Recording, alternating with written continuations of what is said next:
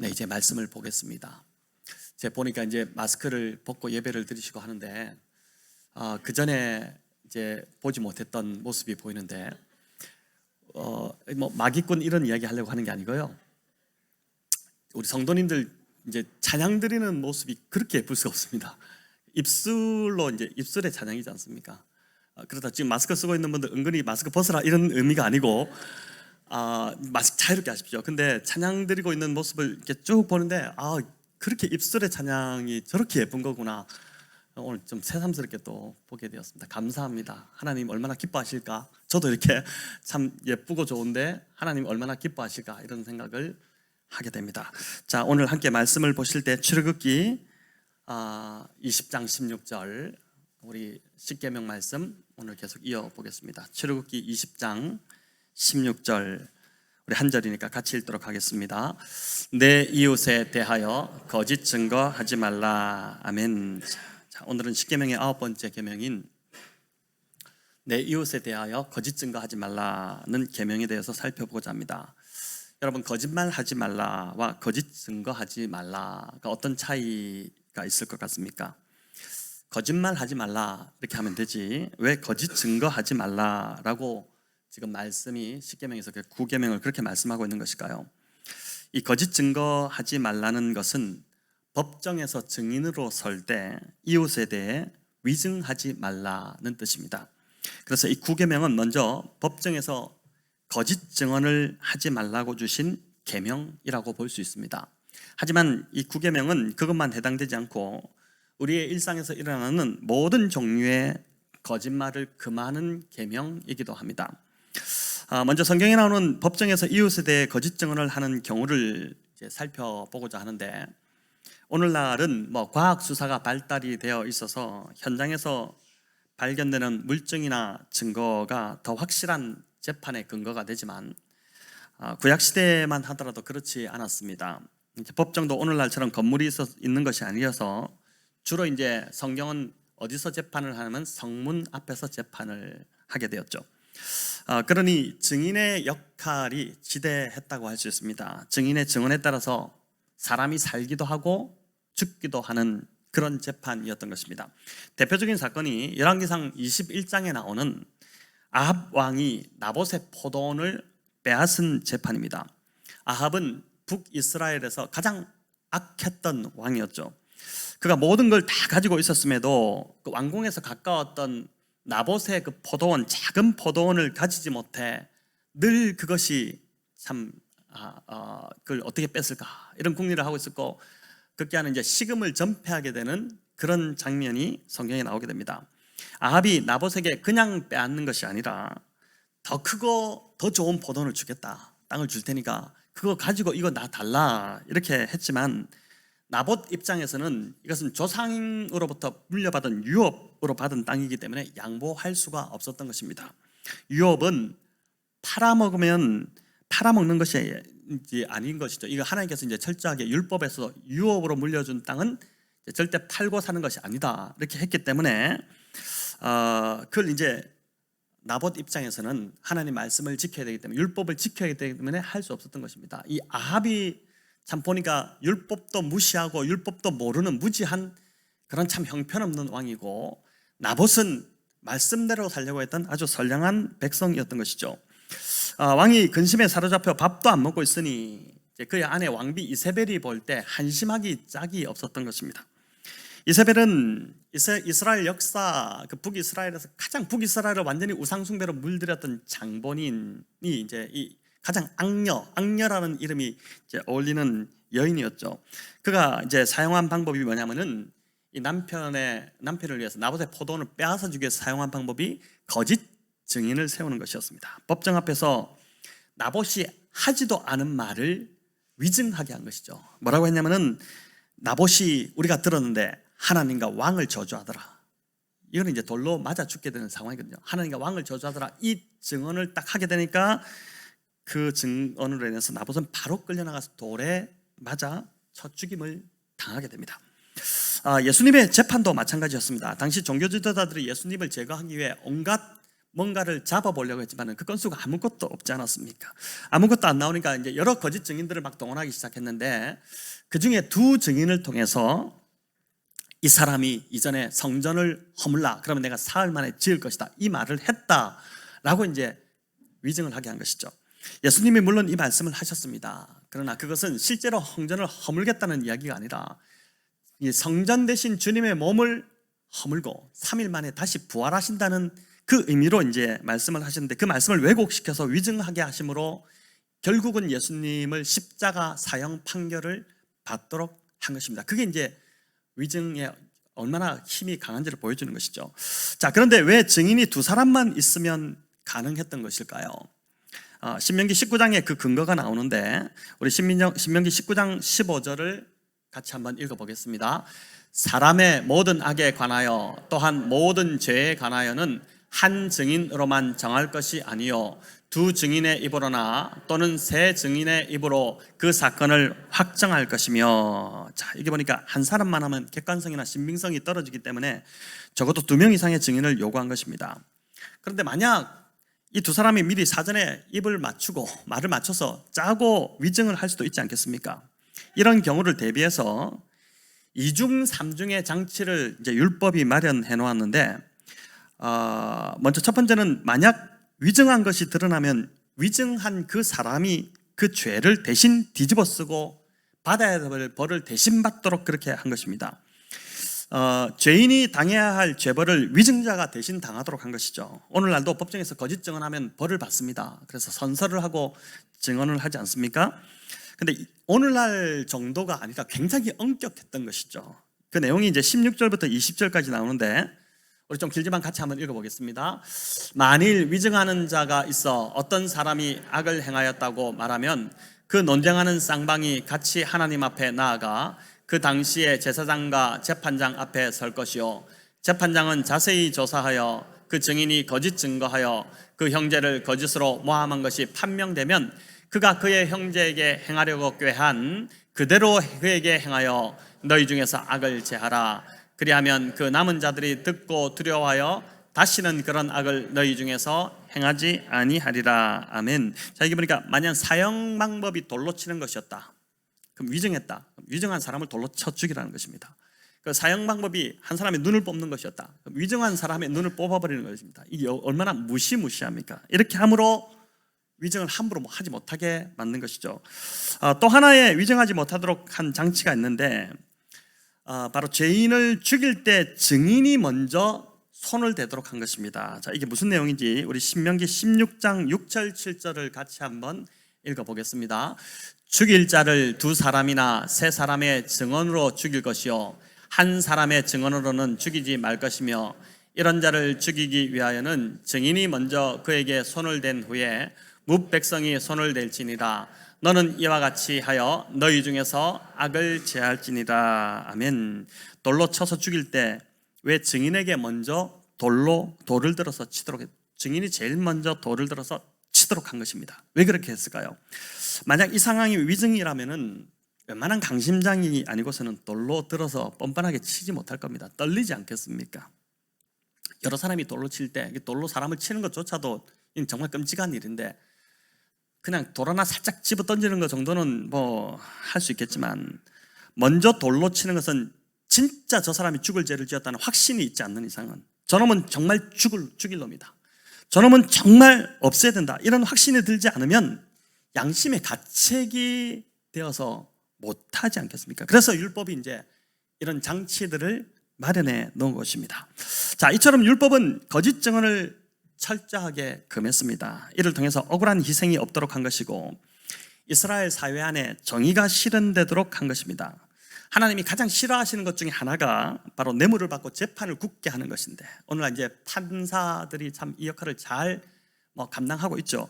그런데 이제 억울한 판결로 힘없는 자의 삶이 무너지지 않도록 거짓 증거하지 말라, 이렇게 명령하신 것이죠. 자, 그렇다면 법정뿐만 아니라 구계명을 일상의 삶에 적용해 볼 수 있을 것입니다. 우리가 일상적으로 하는 거짓말들이 참 많습니다. 하루에도 우리는 수십 번씩 거짓말합니다. 오늘 아침에 오면서도 거짓말하면서 오신 분들도, 그러니까 나도 모르게 이 거짓말이 이제 우리가 주로 자주 하는데, 먼저 가벼운 거짓말들이 있습니다. 약속 시간에 늦어서 집에서 막 나가는데 상대에게 전화가 왔습니다. 어떻게 전화를 받습니까? 지금 가고 있어. 거의 다 왔어. 이렇게 이야기하죠. 또 요즘 교육부에서 우리가 책 나눔을 교사들이 하고 계신데, 사람들이 이제 이 책 읽어봤어? 이러면 즉각적으로 나오는 대답이 나 읽어봤지. 이렇게 얘기합니다. 읽지 않았음에도 그걸 읽었다고 하는 것이죠. 어때 이런 책도 안 읽었냐, 이런 창피를 당할까봐 그렇게 합니다. 그러나 조금 양심 있는 사람은 읽긴 읽었는데 그냥 앞뒤 조금 읽었어, 이 정도 이제 이야기하죠. 보통 우리가 이렇게 이야기하지 않습니까? 근데 사실 안 읽은 거죠. 또 우리가 자주 하는 거짓말 중에 하나가 몰랐다는 말입니다. 몰랐다는 말. 이 국회에서 자주 들을 수 있는 말이죠. 이전에는, 요즘은 그렇지 않지만, 요즘 뭐 카메라로 다 잡히지만, 이전에는 이제 교통법규, 교통경찰이 잡으면은 주로 뭐라고 합니까? 몰랐습니다. 이렇게 합니다. 지금 버젓이 자기가 속도를 어긴 걸 알면서도 이 지역이 그런 지역인지 몰랐습니다. 이렇게 하는 것이죠. 사실은 알고 있었는데 위기를 모면하기 위해 몰랐다고 둘러대는 것입니다. 또 상대를 배려해서 하는 거짓말도 있습니다. 식사 중에 어떤 집을 방문했는데 그 집에 식사를 하고 있어요. 근데 그때 어떻게 합니까? 밥 먹었습니까? 이렇게 하면은 미안할까 싶어서 먹고 왔습니다. 사실 안 먹은 겁니다. 안 먹었는데 먹고 왔습니다. 이렇게 하고 배가 고프지 않으니 신경 쓰지 마세요 하는데 속에서는 꼬르륵 소리가 지금 나고 있습니다. 상대가 신경 쓸까봐 그렇게 이제 선의에 배려하는 에티켓적인 거짓말을 하는 것입니다. 식사 초대를 받았을 때도 여러분 어떻습니까? 이제 그 집에 가서 음식을 해주는데 음식 맛이 어떻습니까? 물으면 어떻게 합니까? 내가 지금 억지로 먹느라고 너무 힘듭니다. 이렇게 이야기하는 사람 없지 않습니까? 좀 맛이 없어도 다 너무 훌륭합니다. 참 정말 맛있습니다. 이렇게 이야기하죠. 제가 결혼 초에 이런 거짓말을 좀 많이 했습니다. 지금은 진심으로 맛있는데 결혼 초에는 이제 살려면 해야죠. 그렇게 했었죠. 근데 이렇게 상대를 배려해서 하는 거짓말을 하얀 거짓말, 또 백색 거짓말이라고 합니다.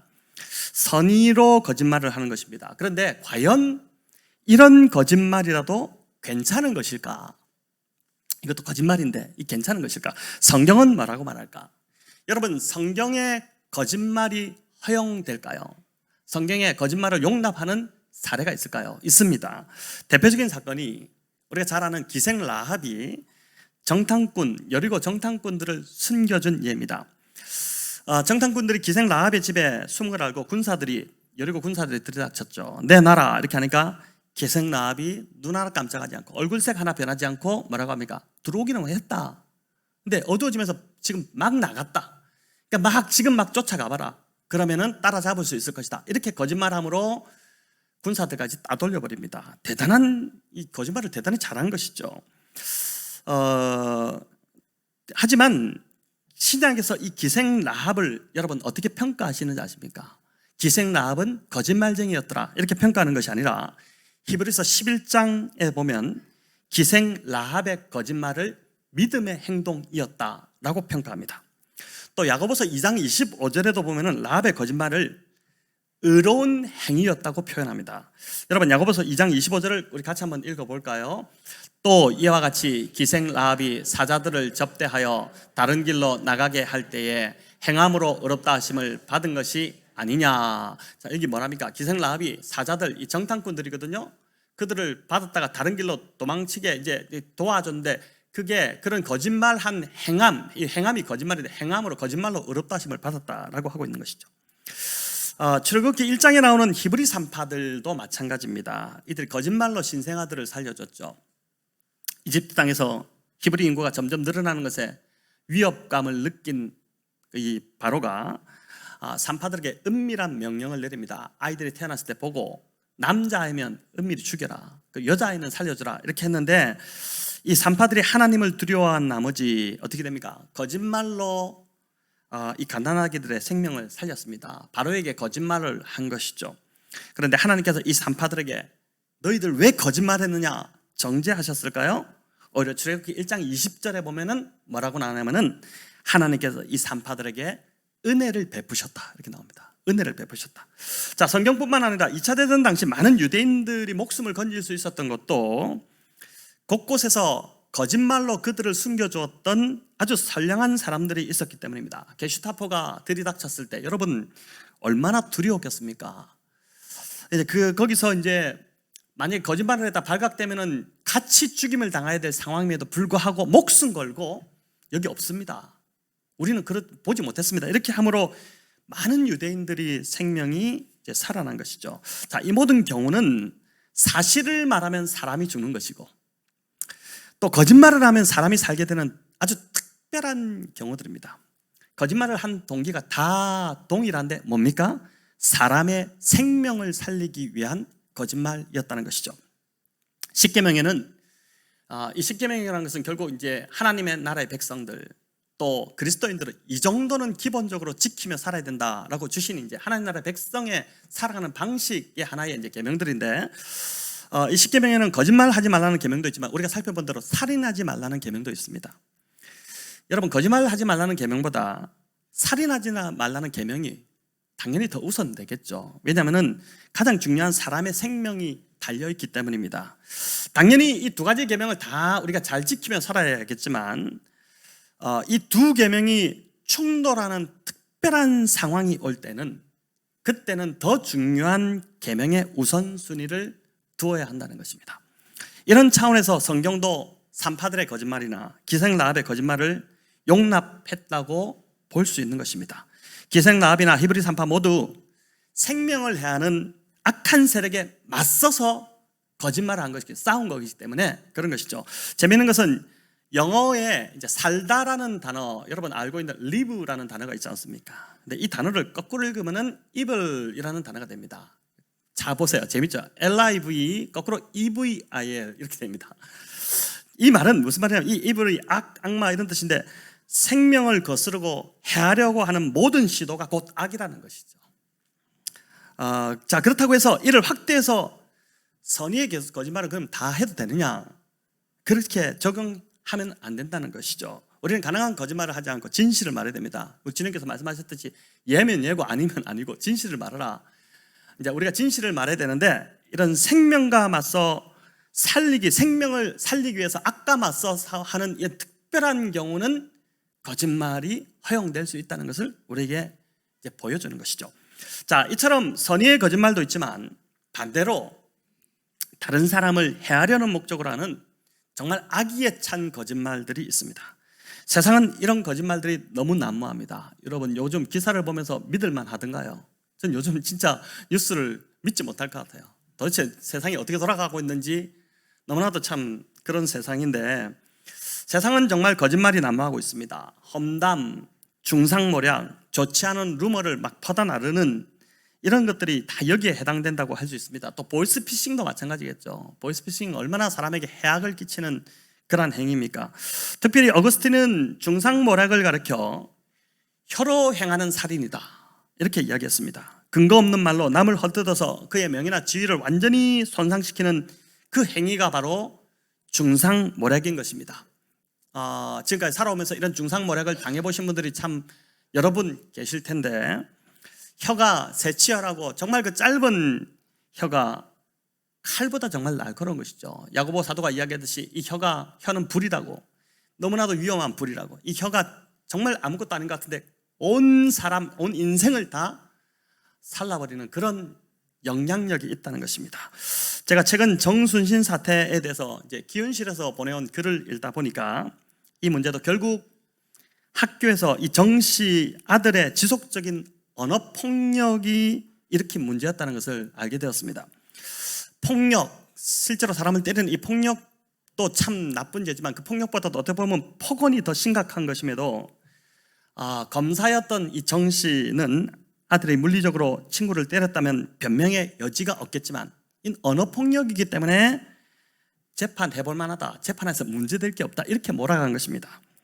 아들이 이제 양심의 가책이 있어서 아이들은 비교적 순수하거든요. 그래서 양심의 가책이 있어서 피해 학생에게 좀 어떤 사과나 이런 공감을 하려고 했는데 그 자체도 이제 부모가 막았다는 것이고 또 진술서도 불리하지 않도록 검사니까 얼마나 똑똑했겠습니까? 철저하게 코치해서 그걸 다 적어냈다는 것이죠.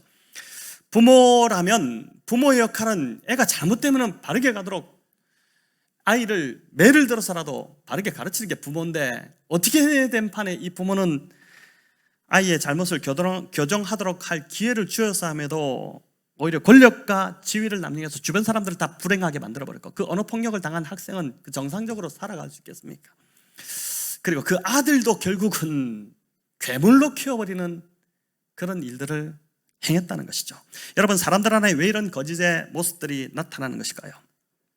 거짓은 그 시초가 어디서부터였을까요? 창세기 3장은 최초의 인간에게 거짓이 어떻게 들어왔는지를 우리에게 잘 보여줍니다.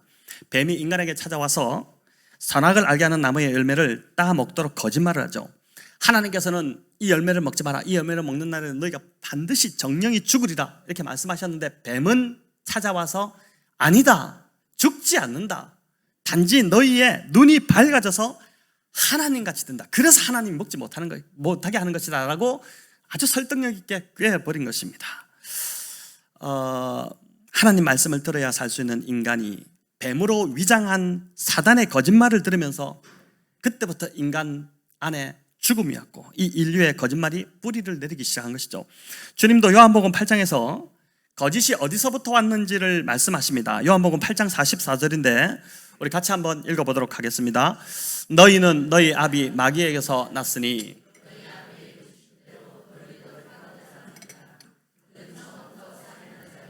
진리가 그 속에 없으므로 진리에 서지 못하고 거짓말을 말할 때마다 제 것으로 말하느니 이는 그가 거짓말쟁이요 거짓의 아비가 되었습니다. 아멘. 마귀 사단이 곧 거짓의 아비라는 것입니다. 거짓을 말할 때마다 제 것으로 말한다, 이 말은 마귀의 본성 자체가 거짓되기 때문에 거짓에서 거짓밖에 나올 수밖에 없다는 것이죠. 속이 다 거짓으로 꽉꽉 차 있는데 나오는 것은 거짓말밖에 없다는 것입니다. 그래서 이 거짓의 문제는 이런 관점으로 보면 이게 윤리적인 문제라기보다는 존재론적 문제라고 볼 수 있는 것입니다. 좀 착한 사람은 거짓말 덜하고 나쁜 사람은 거짓말 많이 하는 이런 차원이 아니라 어디에 그 사람이 속했냐에 따라서 그 사람의 말이 달라진다는 것이죠. 그 사람이 마귀 사단에 속해 있으면 거짓된 말과 거짓된 행동이 나올 수밖에 없습니다. 그건 자연스러운 것입니다. 자연스럽게 나오는 것입니다. 이 세상을 살아가면서 속이고 거짓말하는 것, 그런 사람들은 당연합니다. 거짓의 말과 행동이 사단에 속한 사람들의 살아가는 방식이기 때문에 그런 것이죠. 본성이 그렇기 때문입니다. 하지만 하나님께 속한 자들, 성령으로 거듭난 자들은 진리에 속해 있기 때문에 거짓말을 할 수 없습니다. 여러분, 성령이 내 안에서 탄식하시기 때문에, 우리 안에 성령이 계시기 때문에 거짓말을 하더라도 이내 어떻게 됩니까? 마음이 굉장히 불편해지기 시작하죠. 거짓말을 하고도 마음이 전혀 불편해지지 않는다면 여러분 다시 믿어야 됩니다. 근데 거짓말을 했는데 마음이 불편해지고 불안해지고 성령이 내 안에서 탄식하시기 때문에 일어나는 현상입니다. 그렇게 될 때 어떻게 됩니까? 우리가 거짓말을 했더라도 이내 회개하고 돌이키게 됩니다. 우리가 아직까지 육신에 있기 때문에, 완전한 성화에 이르지 못했기 때문에 여전히 우리는 한 번씩 거짓말도 하고 합니다. 그러나 거짓이 완전히 습성이 되어 있는 것하고는 다른 차원이지 않습니까? 그래서 우리의 존재가 어둠에서 빛으로 완전히 바뀌었기 때문에 그런데 에베소서 5장 8절 9절이 그걸 우리에게 알려주죠. 같이 읽어보겠습니다. 너희가 전에는 어둠이더니 이제는 주 안에서 빛이라. 빛의 자녀들처럼 행하라. 빛의 열매는 모든 착함과 의로움과 진실함에 있느니라. 아멘.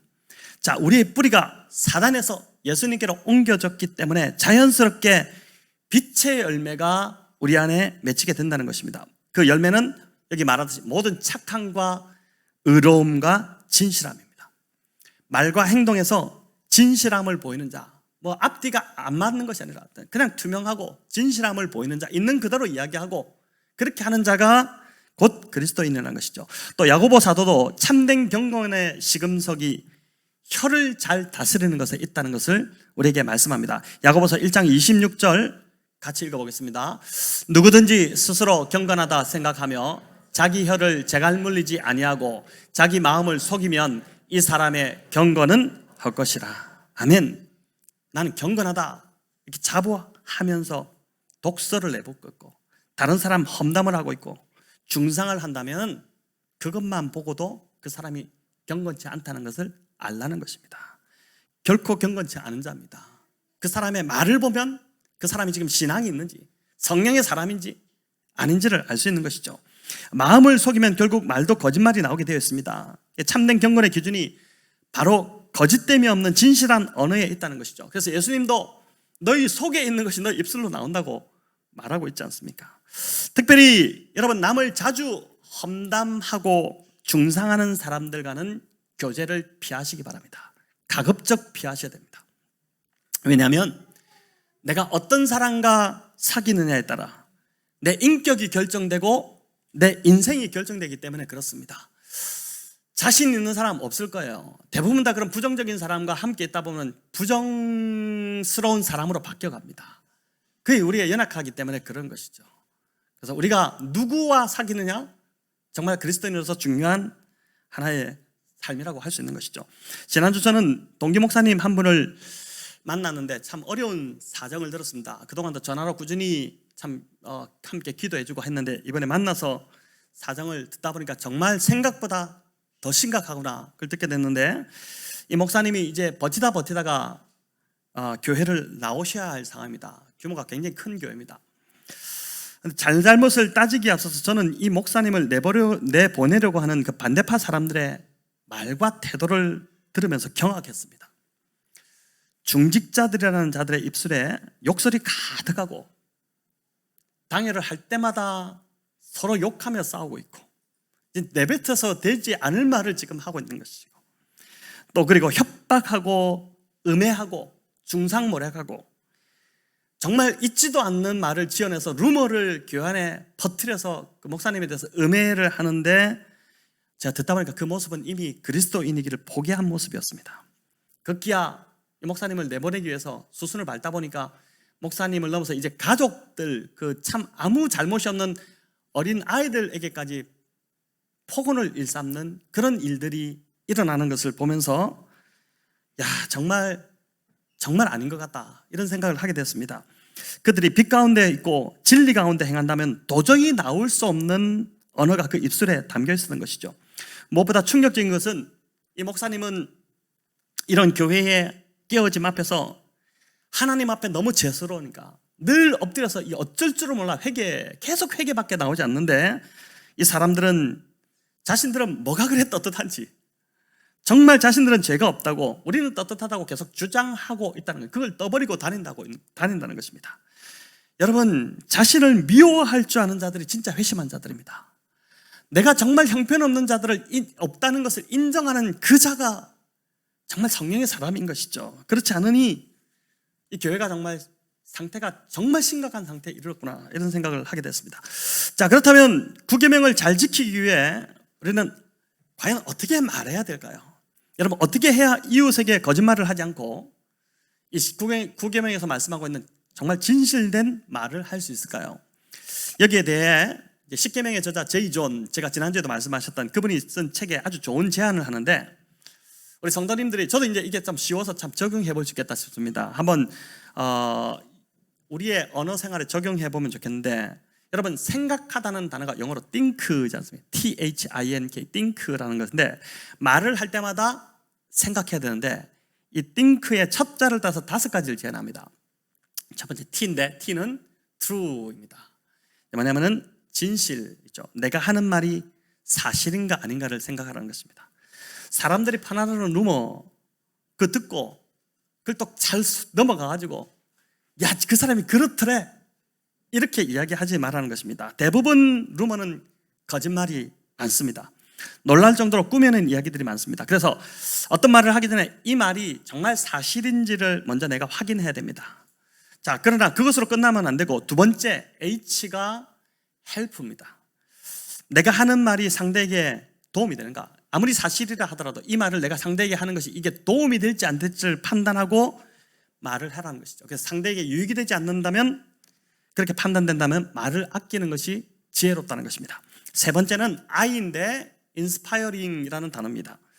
내가 하는 말이 상대에게 감동을 주고 감명을 주고 영감을 주는 말인지를 생각해 보라는 것이죠. 여러분, 많은 정보를 주는 것보다 영혼에 감동을 주는 영적인 대화가 훨씬 더 삶을 유익하게 만듭니다. 유독 보니까 정보에 능한 자들이 있습니다. 그러면 잘 살 것처럼 보입니다. 그러나 인생을 살찌우는 것은, 그 영혼을 살찌우는 것은 정보가 아니라 영감입니다. 그래서 특별히 말씀을 서로 나누는 것이 그리스도인의 주된 대화가 되어야 됩니다. 여러분, 가정에서도 무엇보다 집에서 부부가 그날 큐티한 것을 가지고 말씀의 은혜를 함께 나눈다면, 또 우리 목장에서 그런 말씀으로 서로 대화를 하기 시작한다면 그 말이 서로의 영혼을 살찌우는 그런 언어가 되지 않겠습니까? 네 번째 N은 이제 necessary라는 단어인데, 필요한 말인가를 생각하라는 것입니다. 가급적 말을 적게 하는 것이 유익하다는 것이죠. 잠언 10장 19절 같이 읽겠습니다. 말이 많으면 허물을 면하기 어려우나 그 입술을 제어하는 자는 지혜가 있느니라. 자, 이렇다고 말을 하지 말라는 소리는 아니죠. 불필요한 말을 아끼는 것이 유익하다는 것입니다. 야고보서 1장 19절도 같이 읽습니다. 사람마다 듣기는 속히 하고 말하기는 더디하며 성내기도 더디하라. 자, 우리가 귀가 두 개고 입이 하나입니다. 왜 그렇게 지었는지 참 기가 막히지 않습니까? 잘 듣고 두 번 듣고 한 번 말하는 쪽으로 가라는 것이죠. 마지막 다섯 번째가 이제 K인데 뭐겠습니까? kind입니다. 나의 말이 부드럽고 친절한 말인가를 생각해야 한다는 것이죠.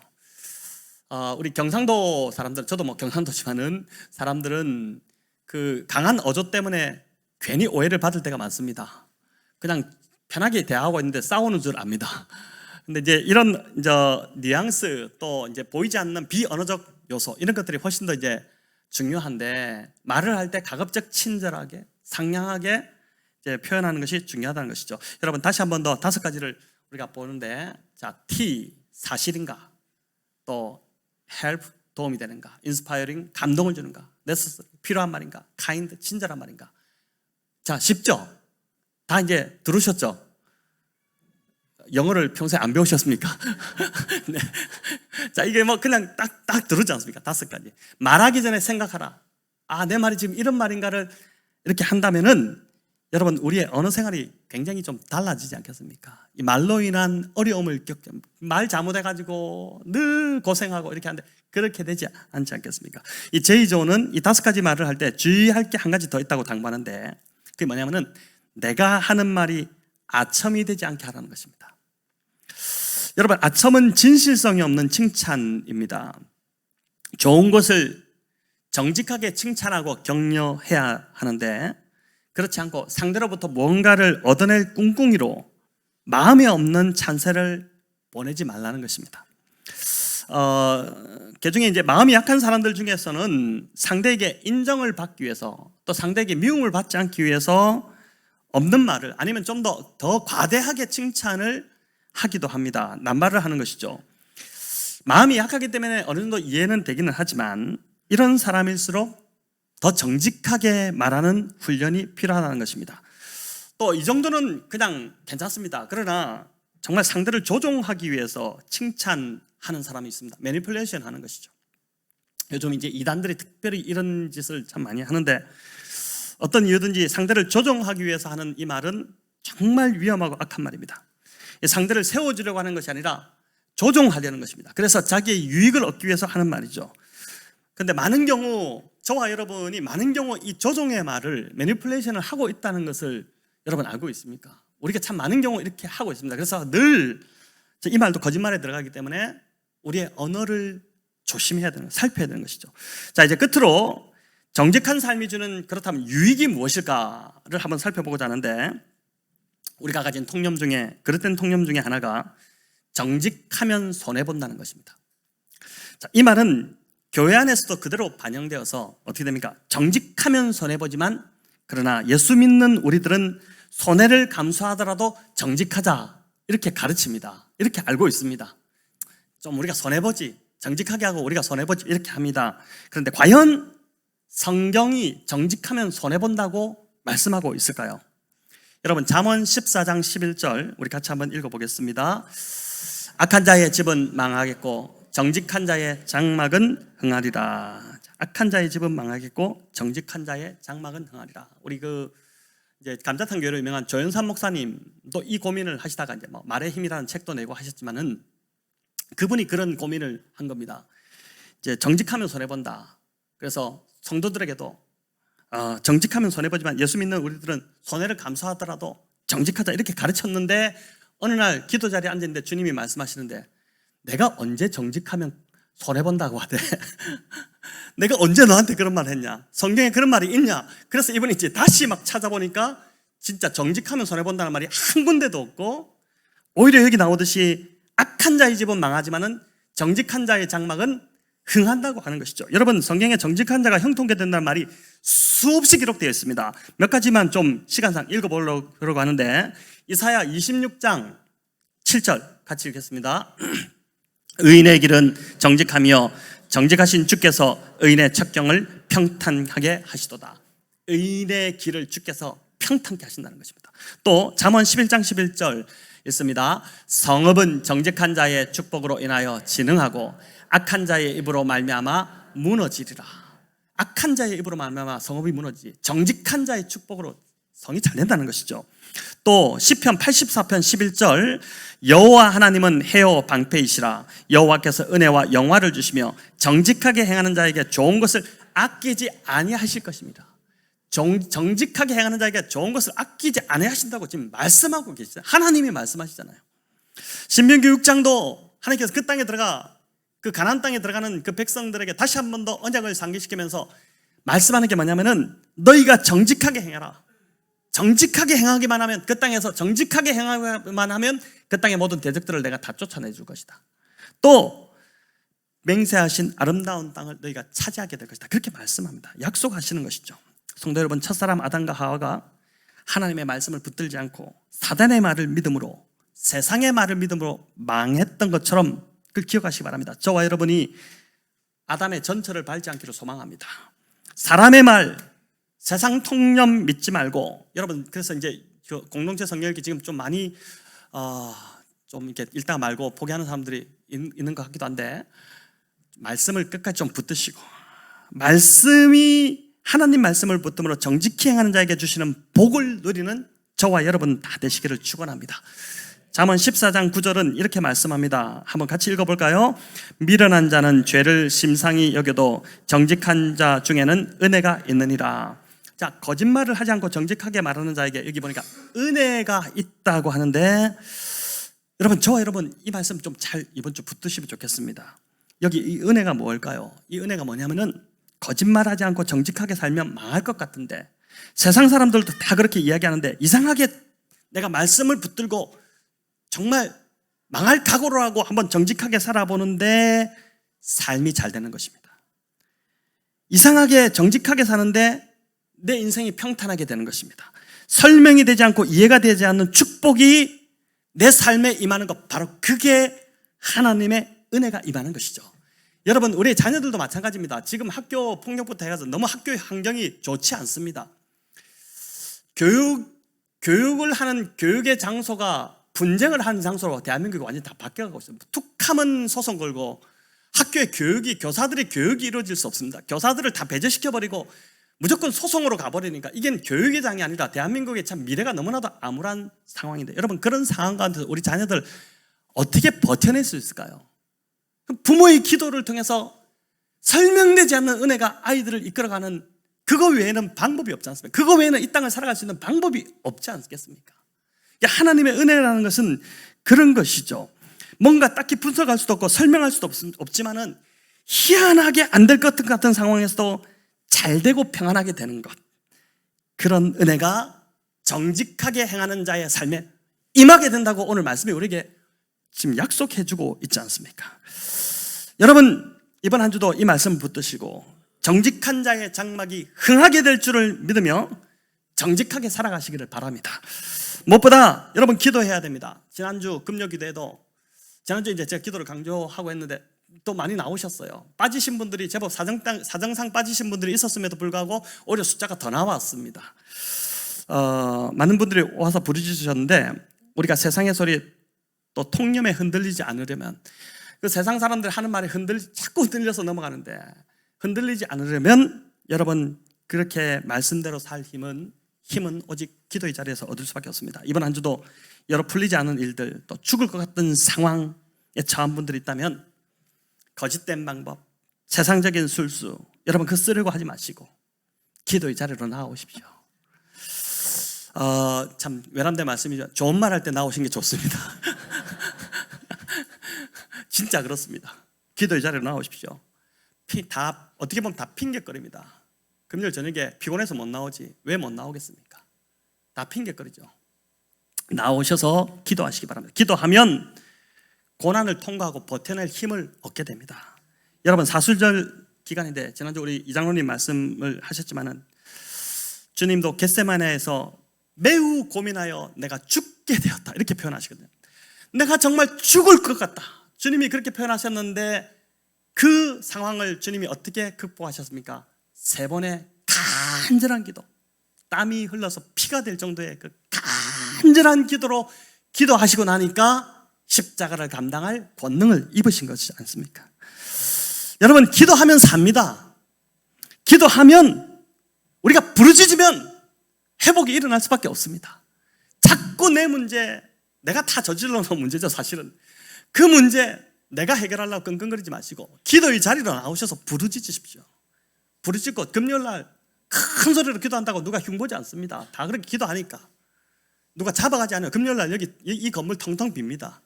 마음껏 우리가 기도해도 되니까 나오셔서 기도하시고 부르짖으면 하나님께서 응답하실 것입니다. 이 응답을 경험하는 삶을 사는 것이 그리스도인이지 맨날 예수 믿는다고 하면서도 내 힘으로만 살고 아무 응답도 경험하지 못한다면 기도도 하지 않는다. 그게 무슨 그리스도인이라고 할 수 있겠습니까? 여러분 이번 한 주도 기도의 자리에서 간절히 부르짖음으로 거짓말하지 않고 정직하게 말씀대로 살아갈 힘을 얻으시기를 바라고 말씀에 약속한 대로 정직한 자에게 주시는 축복이 진짜 나에게 삶에 부어지나 안 부어지나를 한번 경험해 보십시오. 그 모든 축복을 말씀대로 살아감으로 누리시는 우리 복된 성도님들 다 되시기를 우리 주님의 이름으로 축원합니다.